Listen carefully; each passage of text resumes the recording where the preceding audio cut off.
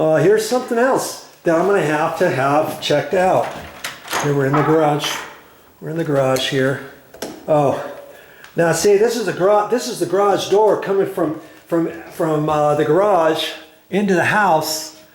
It's got a little pin here. These are called self-closing hinges. You got one here and one down at the bottom. You're supposed to have the pins in there, and you're supposed to have it all adjusted. There's an adjustment thing. You put an Allen wrench in there, and see, this bottom one doesn't have that little pin sticking out. This top one does right there, but it's probably not set tight enough. And that one, obviously, there's nothing there, so the door is not going to close by itself. Okay. And it's supposed to close. It's supposed to close by itself, and that's by code. You're supposed to do that. But generally, that's because if you get a fire, this door is supposed to be a rated door. And you look up on the door frame, sure enough it is. See, it says 20-minute rated, 20-minute rating, listed fire door frame with hose stream 20-minute rating.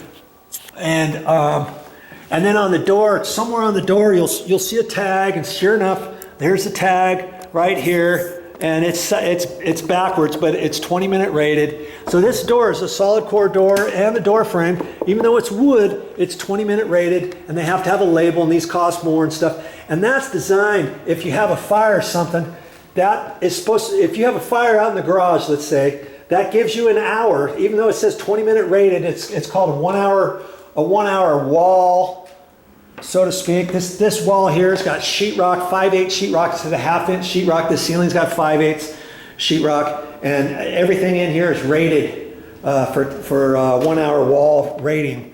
And so what they say is on this door, that's why they want this door to have self-closing hinges, because their thought is if you're out and about and you're inside the house and the door's propped open, you got a fire, obviously it's coming in. But let's be honest, who keeps the door open like that when they come in from the garage? Every time I come in the garage, I close the door, don't you?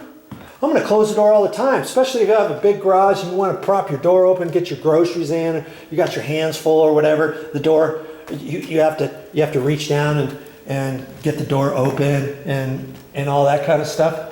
Well, so I'll have to make the deduction. Okay, what am I going to do? Am I going to fix those 20-minute the spring-loaded automatic hinges? Am I going to be able to fix those? Am I going to replace them with new? I'm going to be replacing all the hinges anyways. Remember, with the nickel finish. So I'll have to figure out, do I get the self-closing hinges? And then see, it also has smoke.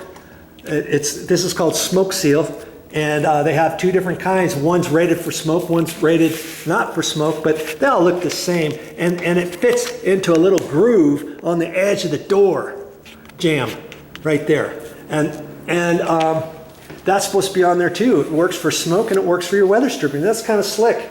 And see, when I get ready to paint, I'm going to take these out. You just take a putty knife and you can zip it all out, and then I can reuse it. See, after I get all done. Funny thing is, on the front door, whoever painted last, they didn't do that.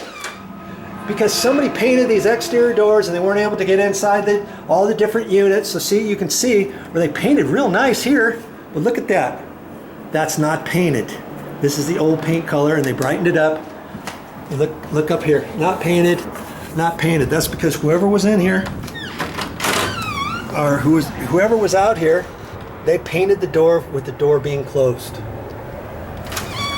And that's something. And then they tried to mask off, and they tried to do the best they could around here. But look, here you got the smoke seal, the weather stripping. This is an off-white weather stripping. They have it in off-white, and they have it in that chocolate brown. And you can see, look at that. They got the paint all over it, right? Look at that. Here's a gouge. Here's a gouge right in there. Paint on there. What do you suppose I'm going to do with that?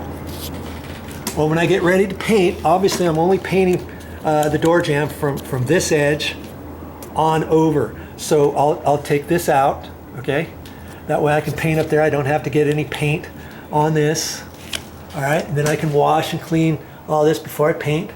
And then I'll get some new weather stripping. Yes, go to the store, they sell this, and I'll get the off-white not the chocolate brown. I could get the chocolate brown, that would be fine too, but all the other condos have the off-white on the outside, because then you see that from the outside, and it's nice to see the off-white if you got your door jamb painted white. If your door jamb is painted a dark color, then you use the chocolate brown. I'll just get the white ones, and then I would cut it to fit and put it up there. It's gonna look really good when I get done.